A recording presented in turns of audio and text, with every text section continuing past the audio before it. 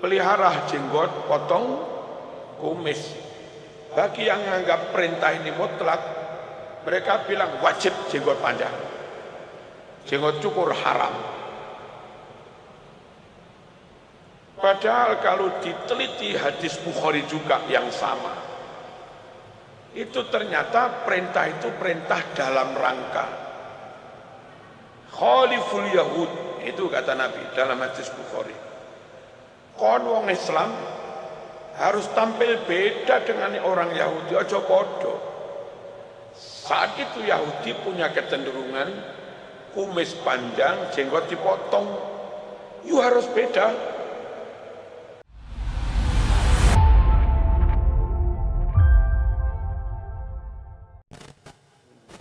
Wassalatu wassalamu ala sayyidina Muhammad wa ala alihi wa sahabatihi ajma'in. Para jamaah rahimakumullah, mengapa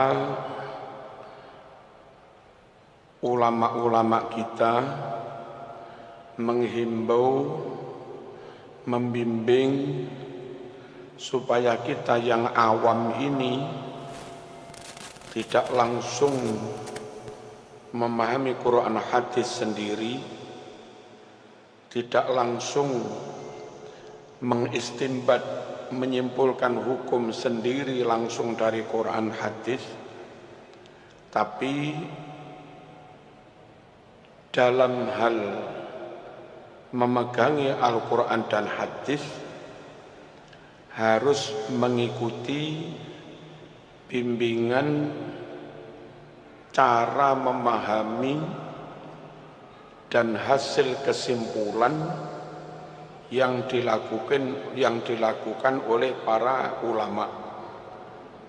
Gak boleh orang awam langsung memahami dewe Quran hadis. Dahulu ketika saya masih jadi ketua PCNU Kota Malang, ada pengajian bersama antara NU dan Muhammadiyah. Muhammadiyah Pak Taufik Kusuma. Ketika ada pertanyaan yang pasnya dijawab oleh kami yang NU, ternyata dijawab oleh Pak Taufik Kusuma dan sama dengan kami. Pertanyaannya, apa hukumnya orang taklid kepada para ulama, manut kesimpulan hukum hasil ulama memahami dari Quran hadis? Pak Taufik menjawab, ya wajib. Orang awam manut ulama itu wajib. Terus beliau membuat analog, sampean misalnya mau ke New York Amerika, terus mung disangoni dimodali peta ngono tok.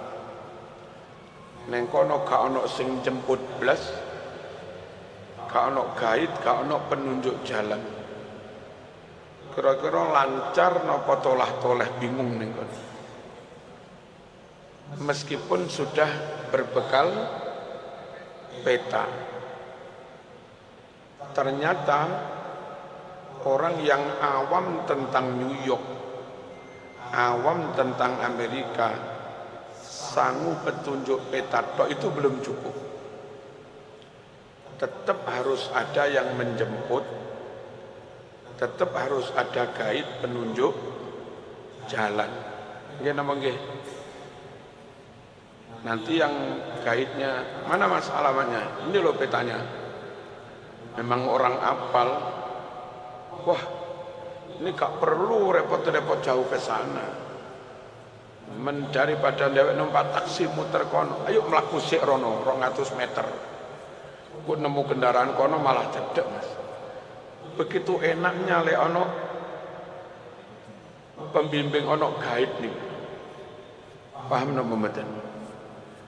Jadi ora kena tupeh wis bermodal peta wis gak butuh guide, gak butuh yang jemput, tak budal dhewe, yo bingung tenan. Nah, semanten ugi orang awam mau NU mau Muhammadiyah, namanya orang awam itu di mana-mana ada. Wong awam, wong kampung Islam kan biyen tapi gak tahu madrasah, gak tahu TPQ, gak tahu ngaji langgar, sampai tuwek gak iso maca Quran iku ya ono napa mboten? Ono napa kata? Kita yang mu'allaf baru masuk Islam tentu juga buta tentang hukum Islam, Quran, hadis. Mboten niku nggih kathah. Bahkan sing abangan Islam kan biyen ra tau salat kecuali riyo tok. Insaf ya lagi umur-umur 50 niki gelem salat. Ngoten niku ya ono. Nek sing ngoten niku kalau piye carane salat sing bener, piye carane wudu sing bener, piye carane akad nikah sing bener, ya napa carane manasik umroh, manasik haji sing bener, ya napa carane mbeleh ayam sing bener. Kalau enggak manut ulama gek abangan madrasah sepisane ra tau, terus bagaimana? Maka sesuai dengan dawuh Ketua Muhammadiyah tadi, orang kayak begitu wajib manut yang alim, namanya taklid kepada para ulama. Allahumma shalli ala sayyidina Muhammad. Dan kalau tidak taklid malah dosa. Apa kon gak wudu durung apal dalile ya tambah dosa. Kon niku gak salat iki lha apa? Durung apal dalile ya tambah dosa. Wong arep salat kok dadak ngapalne dalil dhisik tambah dosa. Sing bener manut ulama sambil belajar. Siapa tahu suatu saat juga mencapai makom jadi ulama. Biyen manut suwe-suwe ya dipanuti, ngoten lho. Ngertos ngenten niki. Nah, makanya sebetulnya mau NU mau Muhammadiyah dalam hal wong awam kudu manut kiai niku padha ae sami mawon. Dan itu fakta, itu realistis. Yang kedua, bahwa orang awam wajib manut ulama di samping berdasarkan fakta ngoten niku. Hadis niku ada yang sahih, ada yang tidak sahih. Nah dari 200-an ribu hadis atau lebih, iku metani mana yang sahih, mana yang enggak sahih. Wong awam yo gak iso mas, gak iso untuk memutuskan hadis ini sahih apa enggak. Yo lacak perawi ini sapa ae. Perawi ini fulan sampai Nabi. You harus meneliti perilaku keberadian masing-masing perawi. Lelek perawi ana sitoke sing tau ngapusi. Mau hukumi hadis subuh sahih ya salah sampean. Dari sekian rentetan para nama-nama perawi, ada satu saja sing rodok oon titik gampang salah paham, tell me. Ngono hadisnya mau hukumi sahih ya salah. Ada sekian banyak nama perawi, ono sing lalian, ngantuan, kadang ya gelem gendaan barang. Ono hadisnya mau hukumi sahih ya salah. Jadi untuk memutuskan hadis ini sahih, lacak perawi-perawinya dulu, lalu pelajari karakter pribadi perilaku masing-masing perawi. Orang yang kuat hafalannya, kapasitas, orang yang track recordnya baik, nggak punya catat moral, jejak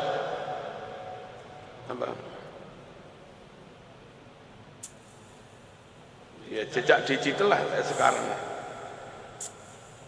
Kuat hafalannya, alim, kapasitas oke. Tapi track recordnya, rekam jejaknya mboten saya, mboten soki. Rekam jejaknya saya rajin tahajud, sregep wiritan. Tapi rada goblok lalian, gampang salah paham. Ya mboten soki para orang. Nah, meneliti memastikan masing-masing perawi memenuhi syarat itu bukan barang mudah. Lalu memastikan antar perawi itu sezaman apa mboten. Jangan-jangan ada hadis diriwayatkan dari Marzuki, dari Mbah Hasyim As'ari. Ya enggak iso Mas, enggak sezaman ora ketemu. Andai urut dari Marzuki, dari mertuanya, lamungan mertuanya dari mertuanya Ki Atkon dari Mbah Hasyim, memang Ki Atkon muridnya Mbah Hasyim, dipastikan harus urut. Nah itu enggak mudah. Maka bagi kita orang awam yang enggak punya kemampuan, enggak punya modal untuk melacak itu semua, terus juga mungkin dia nggak punya waktu repot nge-grab. Kapan zaman kau bermaca kitab sakmono gedene sakmono akeh. Maka bagi orang awam yang seperti kita, cara beragama paling praktis dan benar serahkan kepada ahlinya. Imam Bukhari ngarani sahih ya sahih, Imam Muslim ngarani sahih. Imam Adz-Dzahabi, Imam As-Suyuti ngarani sahih. Ngono wis aja kakean leliti dhewe tambah keblinger zaman. Paham napa mboten? Dan yang menerima dawuh mereka itu enggak hanya NU. Masya Muhammadiyah yo manut Imam Bukhari. Imam Bukhari ngarani sahih, Muhammadiyah yo ngarani sahih sami mawon. Meneliti dewi tambah punyeng aja.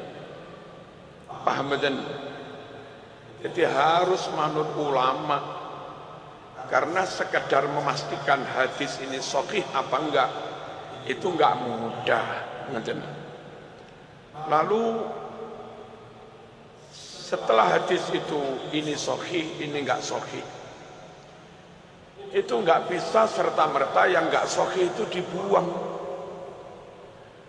Hadis ini dari sanad ini enggak sahih, tapi ternyata semakna dengan hadis lain yang sahih. Hadis ini dari jalur sanad ini enggak hasan, tapi ternyata ada riwayat yang sama, yang ini hasan.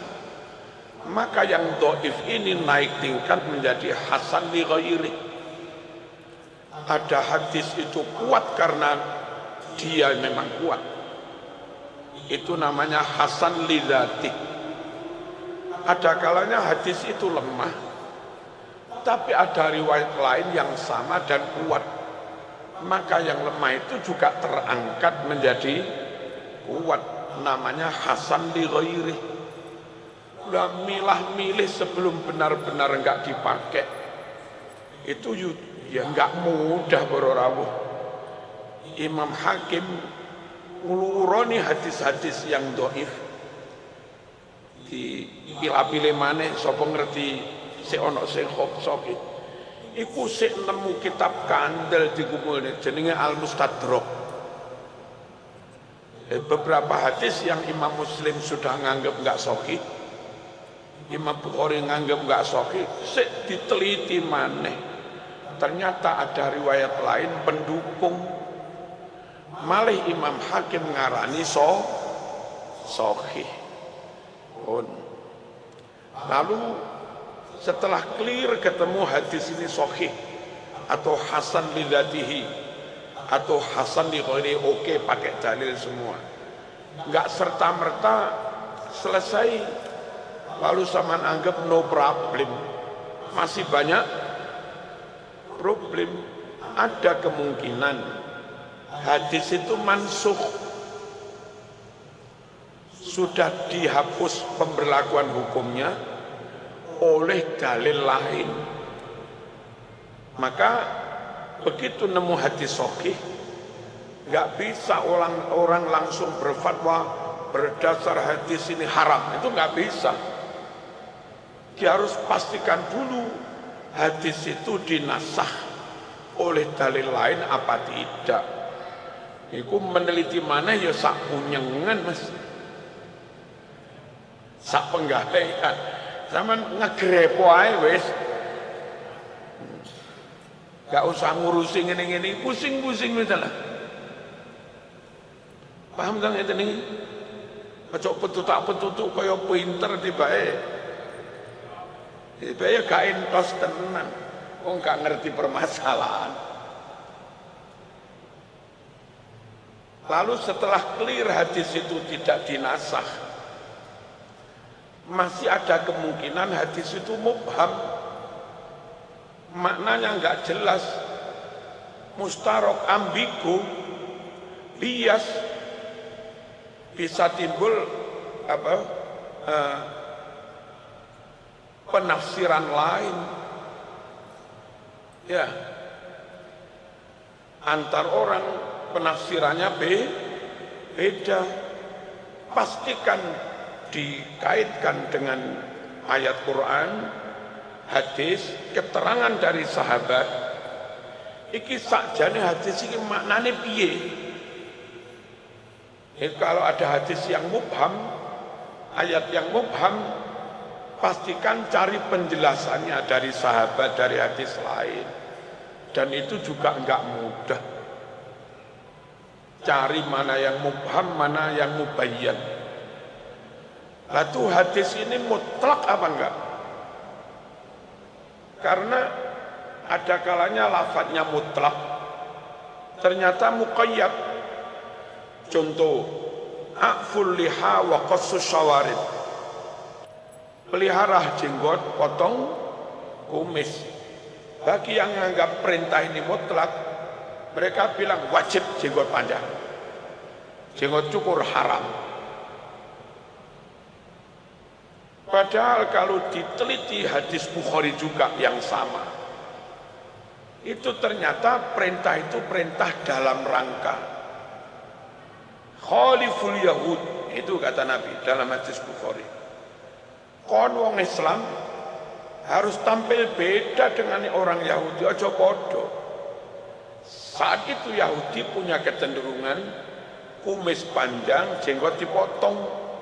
You harus beda. Jenggot panjang, kumis potong, ben bedo.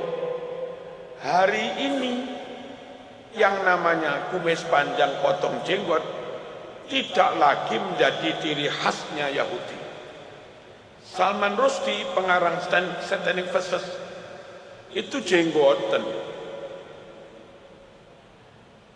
Albert Einstein jenggoten. Karl Marx Yahudi juga jenggoten. Siapa itu? Penguasa keuangan George Soros, ya jenggoten mas. Nah hari ini lek zaman jenggoten, wi beda karo Yahudi apa malah podo? Halo, monggo boleh kok jenggoten, tapi ojo kaku, wajib ojo. Karena perintah itu nggak mutlak, gitu loh. Perintah dalam rangka supaya penampilan Muslim beda dengan Yahudi. Kalau ternyata panjang jenggot, potong kumis, nggak jamin beda. Karena mereka sudah tidak lagi berciri khas seperti tadi. Makanya nggak perlu ngotot jenggot harus panjang, jerene ben bedo, iso-iso malah podo gitu. Paham apa namanya? Itu nyuwun sewu tentang mutlak muqayyad. Di Quran,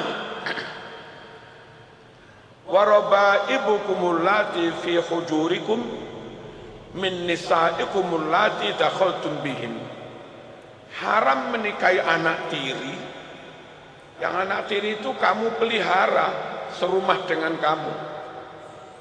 Dan ibunya sudah kamu jima. Nah, terus dalam fikih sama nikah seorang janda durung mau jima akad nikah ae terus ono perawan iki sapa Bu iki anakku wis gak sida ibuke mau pegat anake sing mau rabi ku oleh halo kenapa Quran membuat syarat anak tiri sing gak oleh iku sing ibuke wis mau jima. Tapi Quran membuat dua syarat. Anak tiri yang serumah dengan kamu, kamu pelihara, dan ibunya sudah kamu jima. Saiki lek ibuke wis dijima. Anak itu gak serumah urip dhewe dadi karyawan nanti. Oleh ora dirabi, ibuke dipegat. Ya tetap gak oleh. Ternyata syarat yang muktabar itu syarat ibu wis dijima apa durung. Perkara anak itu hidup mandiri atau serumah dengan zaman itu enggak ngaruh terhadap boleh tidaknya anak itu dinikah. Kok enggak ngaruh? Quran menyebutnya hanya memerinci tentang ibunya dukhul atau tidak. Fa illam takunu dakhaltum bihinna fala junaha alaikum. Kalau kamu belum menjima ibunya, nggak apa-apa, kau cerai ibunya, anaknya kamu nikah. Jadi yang dibahas lebih lanjut itu soal jima apa belum dengan ibunya. Soal masalah serumah atau tidak nggak dibahas. Kayak begitu itu menurut ulama itu indikasi bahwa syarat ini nggak mutlak serumah tadi. Lah ngono-ngono itu nggak gampang berorang. Wis lek cara kula manut kiai wis. Iya pernah.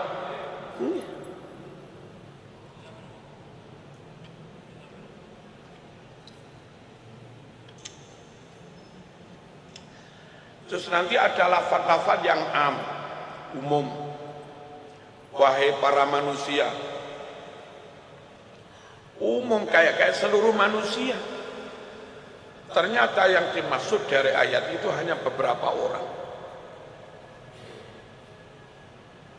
Dan memilah dan memilih itu rumit sekali. Alladzina qala lahumun nasu innan nasa qad jama'u lakum fakhshawhum fazadahum imana wa qalu hasbunallahu wa ni'mal wakil. Alladzina qala lahumun nas, orang-orang, alladzina orang-orang, qala yang berkata lahum kepada orang-orang itu annasu orang-orang. Orang-orang yang pertama itu sopo, maknanya orang-orang. Siapa yang berkata annasu orang-orang? Nah orang-orang itu sopo? Itu juga perlu penjelasan. Innan nasa qad jama'u lakum, bahwa orang-orang telah berkumpul menghadang kamu semua. Ternyata kalau dirinci ini pakai orang-orang. Alladzina para sahabat tentara perang Uhud. Qala yang mengata-ngatai lahum kepada para sahabat tentara ini. Annasu orang-orang ay golongan munafik. Jadi cerita niku sahabat berangkat perang jumlahnya enggak imbang dengan tentara kafir. Lalu orang-orang munafik ini ngentang-ngentai, ngendon-ngendoni. Apa? Meden wis mulia wae timbang mati konyol zaman. Itu. Jadi orang-orang munafik yang maknanya nas ini. Orang-orang munafik ngomong kepada sahabat tentara perang Uhud. Apa bilangnya orang munafik? Innan nasa, sesungguhnya orang-orang yang dimaksud tentara kafir. Orang-orang telah siap berkumpul menghadang kamu. Sekaligus ayat ini menjadi isyarat. Dalam peperangan jangan pernah berterus terang. Bahasa peperangan harus ada taktik, strategi. Harus ada banyak yang dirahasiakan. Cuaca iki goblok.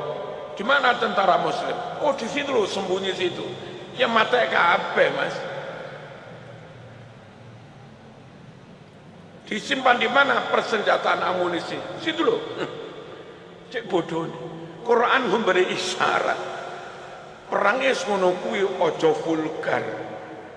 Ojo terang-terangan. Ini contoh mawon.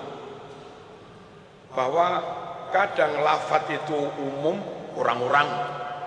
Ternyata yang dimaksud orang munafik. Ini kalimat ini orang-orang. Ternyata yang dimaksud tentara kafir. Ini orang-orang. Yang dimaksud tentara sahabat, tentara perang Uhud dan yang lain-lain. Dong napa mboten? Nah, pun kita iki terima mateng mawon. Wis padha karo kepengin numpak sepeda motor. Sampeyan iki nafur iku ya apa ya karo sistem pembakaran BBM lho. Ya. Kan saiki wis modern. Yen model kompor entek-enteki BBM. Sakniki model dinafuraken kek nafuri kaya karo. Busi ku unsure apa ya gak weruh. Alah Mas, timbang bahas ngene ku pusing ya wis. Tuku ae wong gak larang ae. Sami kali ngoten niku. Makanya semuanya ini sebetulnya kembali kepada Quran Sunnah. Tapi bagi ulama paham langsung Quran Sunnah itu memungkinkan.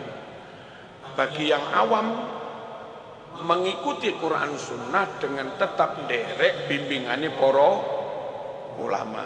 Allahumma shalli ala sayyidina Muhammad. Terus nanti di Quran hadis ada kalimat perintah. Ternyata enggak semua perintah itu jatuhnya perintah. Enggak semua perintah jatuhnya wajib. Ada perintah yang ternyata hanya sunnah. Idza tadayantum bidainin ila ajalin musamman faktubu. Kalau kamu transaksi dan enggak cash, tempo, catatlah pakai kwitansi ben enggak lali. Terus kalau misalnya nyuwun sewu saling percaya krono teman akrab, adik tonggo karo dulur, somben ya tak sahur nggih, enggak pakai kwitansi, dosa apa ora? Sampeyan nyuwun sewu dodol mendo karo Mbah Yemat Gading, ya ora mungkin ingkar Mbah Yemat Gading. Lah ngono sampean caluk pundi kwitansine? Wah, cek nyemene nek curiga karo kiai. Tapi Quran merintah. Kalau enggak dilakoni dosa apa enggak? Nah, ulama ngarani iku perintah sunnah, enggak sampai wajib. Enggak sampai berdampak batal, tetap sah dan sangat situasional. Ada perintah yang jatuhnya mubah, nggak wajib. Itu nggak semua perintah itu wajib. Apa perintah yang jatuhnya mubah? perintah yang sifatnya manggane, mempersilahkan. Kulu wasrabu wis mangano sakarmu, wis mangano ngombe yo. Sampeyan ra oleh ngombe ku sunnah Mas, iki lho perintahe. Atase ngombe kok sunnah. Mangan iku ya sunnah iki lho perintahe. Tidak semua perintah itu jadi wajib atau sunnah. Taman bertamu karo tuan rumah dimanggane monggo didahar. Dadak berpendapat saiki wajib mangan. Bukan mewajibkan mangan, ya mekur dimanggane ngono tok. Nah ngono kuwi ning Quran akeh. Ya, rabi yo Mas, salah paham, rabi wajib. Ngawur. Payung Mas, loro, telu, papat, oh diperintah Mas. Berarti wayuh. Wah, ditutuk karo bunyai sampean. Ngerti nggih? Enggak semua perintah itu jatuhnya wajib. Ada yang sunnah, ada yang wajib, ada yang mubah. Perintah yang jatuhnya setelah larangan itu namun mubah. Contoh, sampean anake ngejek ae. Ya kula njaluk rabi. Ojo nak, kan dilarang. Ojo nak. Entenono skripsine mari. Ngono maneh. Ya njaluk rabi. Ojo nak entenono skripsimu mari. Lek skripsi wis mari tuntas, ujian dapat pengesahan dari dosen rabiyona. Perintah rabion ini wajib rabi apa hanya dulu dilarang sekarang malah gak dilarang ngono tok. Itu hanya mubah. Yang kemarin-kemarin dilarang saiki wis enggak dilarang boleh ngono tok. Aja terus ngarani wah wajib rabi ora. Nah, ada beberapa ustadz dulu salah paham tentang fantasuru fil ardi wabtaghu min fadlillah. Fa idza qudiyatis salatu fantasiru. Jika telah selesai ditunaikan salat Jumat, bubar wis golek rezeki maneh. Krana perintah bubar nyambut gawe maneh. Ana sing berpendapat wiritan mari Jumatan haram. Kenapa wiritan haram? Karena diperintah bubar nyambut gawe maneh. Lah sampean enggak ngerti konteks. Itu konteksnya terkait dengan ayat yang lek krungu adzan itu. Idza nudiya lis-salati min yaumil jumu'ah fas'au ila dzikrillah wa darul bai'. Jika telah dikumandangkan adzan di hari Jumat, lereno lek mudodolan, lereno lek menyambut gawe, ndang budalo Jumatan, ojo dodolan. Kowe lho lek wis mari Jumatane nyambut gawe maneh. Berarti nyambut gawe maneh perintah wajib apa mung diolehne ngono tok. Nek krungu adzan sampai Jumatan belum selesai haram nyambut gawe. Lek wis Jumatan wis selesai monggo silahkan nyambut gawe. Ora diharamne tapi ora wajib. Dong apa ora? Buktinya ora wajib Nabi sik nganjurne maca Fatihah ping 7, Qul ping 7, Falak ping 7, An-Nas ping 7. Nabi kadang badha Jumatan sare, berarti ora kudu nyambut gawe ngene iku lho. Paham ngeten iki nggih? Niku sik memahami perintah. Memahami istifham. Kayak bahasa tanya. Tanya itu enggak selamanya nanya ternyata. Bisa-bisa kelihatannya nanya tapi merintah. Taman anakmu penekan wit dhuwur kuwatir tipu. Kon mudun malah tetep menek malah mudak dhuwur. gregetan. Ya. Ayo mudun perang. Mudun perang. Apa maksudnya? Mudun perang. Iku dudu takon, ora aja ngawur. Iku maksudnya perintah kon mudun. Quran terhadap orang yang judi dan minuman keras, khamr wal maisir. Quran dawuh, "Fal antum muntahun." Leren apa ora? Ki Gusti inggih Gusti leren. Kan ngono jawabannya. Iku perintah kon leren. Hanya gaya bahasane koyok-koyok nanya. Zaman nggak ngerti, "Fal antum muntahun." Cakarepku to. Ngawur aja.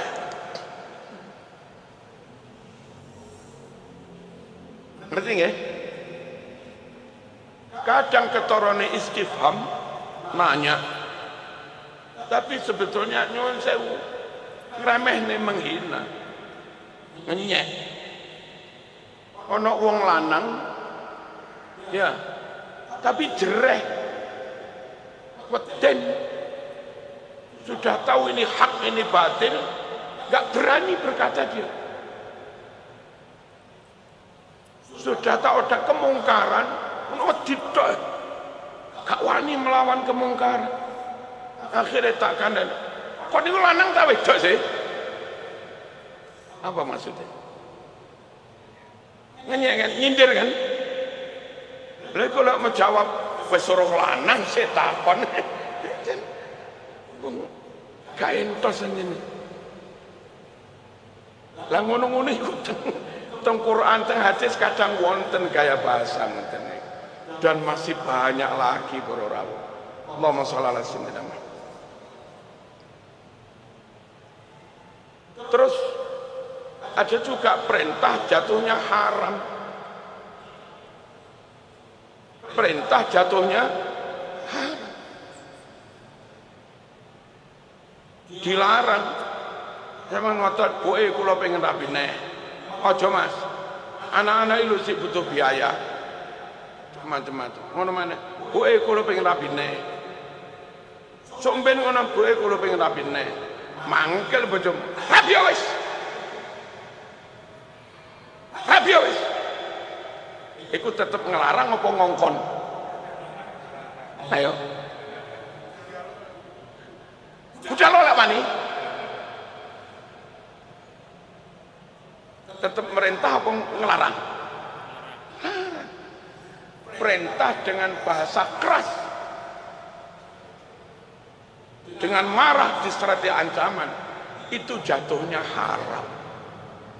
Nah repotnya di bahasa tulis, narasi tulis Quran atau hadis, perintah di situ nggak disertai keterangan Nabi ngucapnya pakai nada tinggi, marah, atau pakai nada landai.